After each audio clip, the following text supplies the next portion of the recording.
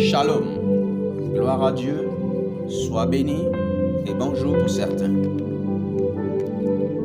Dieu nous fait la grâce d'entendre une fois encore de plus sa parole. Et aujourd'hui, le thème qui nous est donné est le baptême au nom d'eux.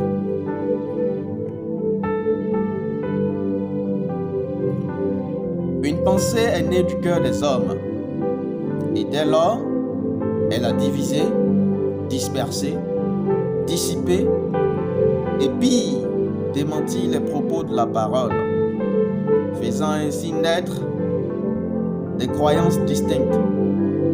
Le baptême au nom d'eux. De quel côté devrait se pencher la Bible si chacun fait son propre choix en dénigrant l'autre? Allez et faites de toutes les nations des disciples, les baptisant au nom du Père, du Fils et du Saint-Esprit. Matthieu 28, verset 19. Alors Pierre dit: peut-on refuser l'eau du baptême à ceux qui ont reçu le Saint-Esprit aussi bien que nous?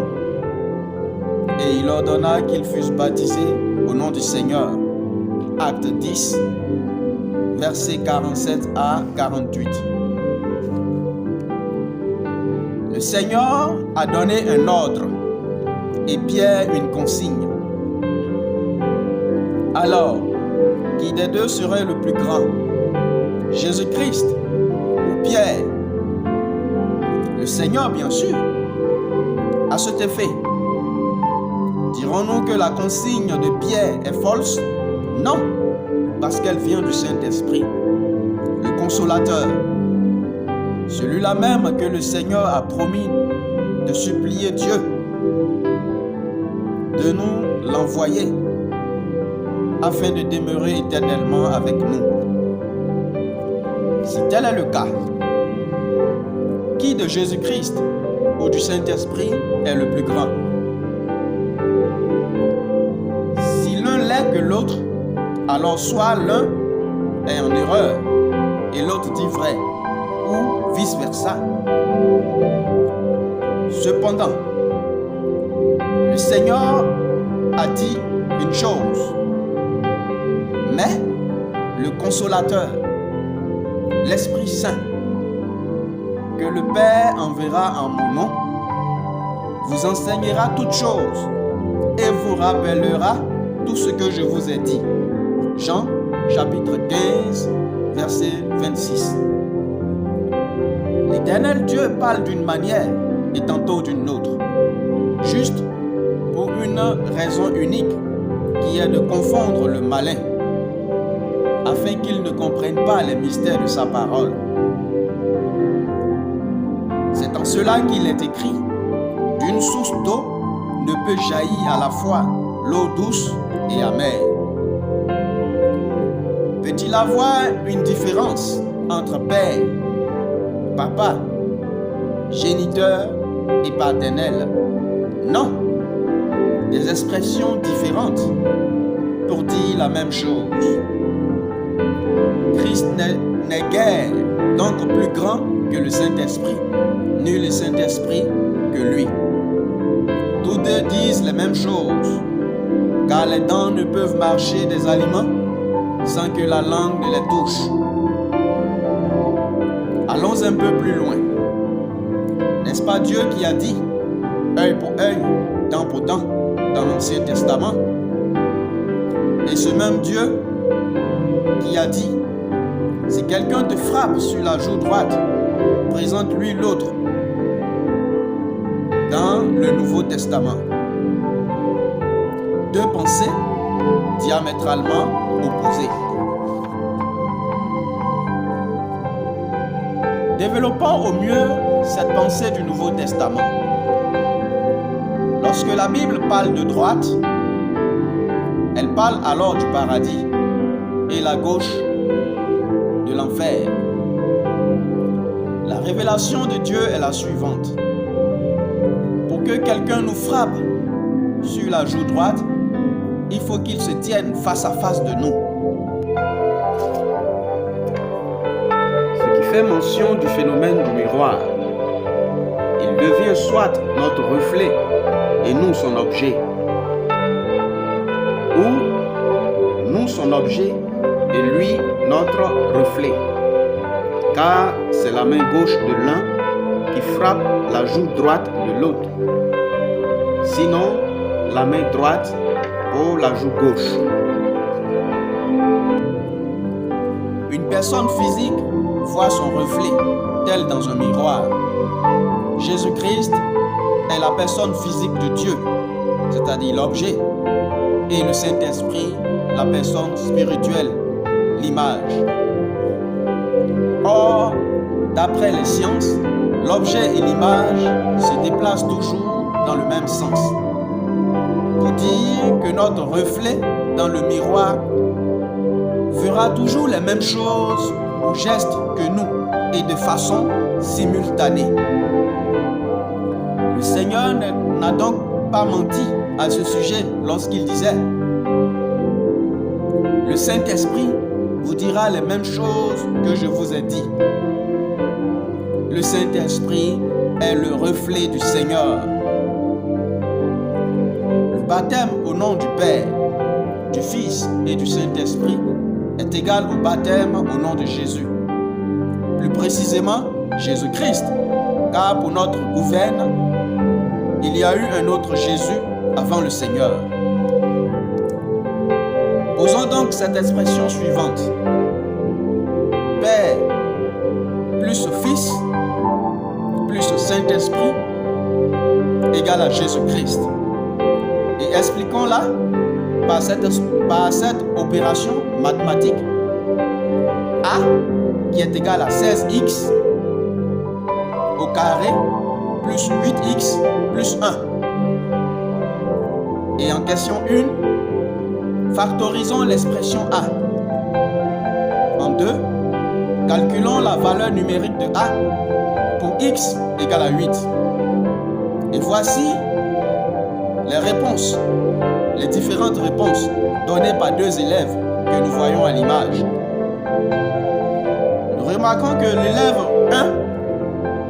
1 à la question numéro 2 a utilisé la formule développée de l'expression A pour calculer en remplaçant x par sa valeur, mais au final a trouvé 1089. Par contre, l'élève numéro 2, dans la réponse à sa question 2, utilise la formule factorisée de A et au final aussi trouve le même résultat qui est 1089.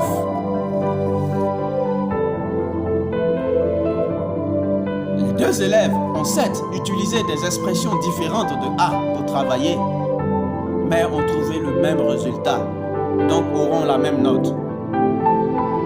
Père plus Fils plus Saint-Esprit représente donc la formule développée de Dieu et Jésus-Christ la formule factorisée.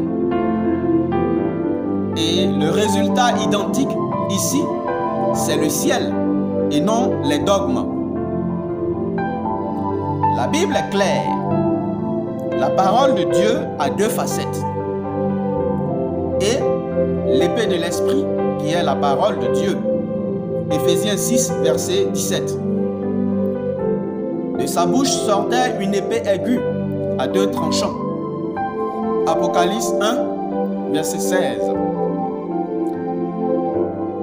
De ces deux versets, le Seigneur nous révèle que sa parole est une épée qui a deux lames coupantes, dont l'une est la facette littéraire et l'autre la facette révélatrice, c'est-à-dire scientifique.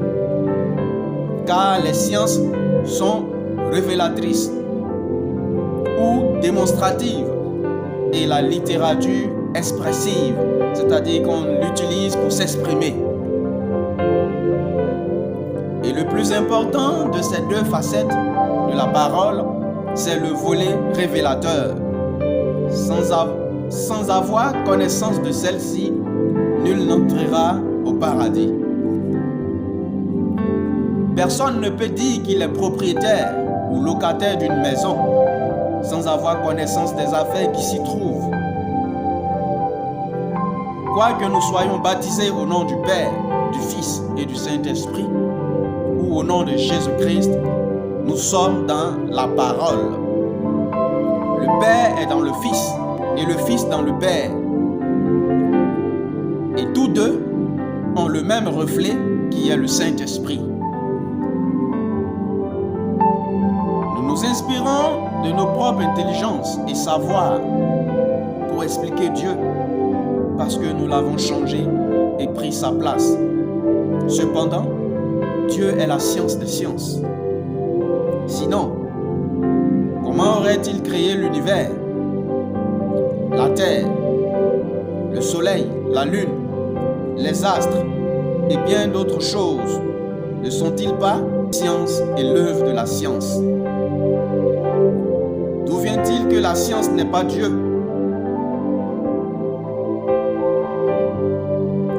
Et ne vient pas de Dieu. Il est vrai qu'une autre science est née de lui. C'est la science du mal. Satan qui est l'opposé du Seigneur. Et sa science à lui est de détruire et égarer l'homme loin de son Créateur et son Dieu.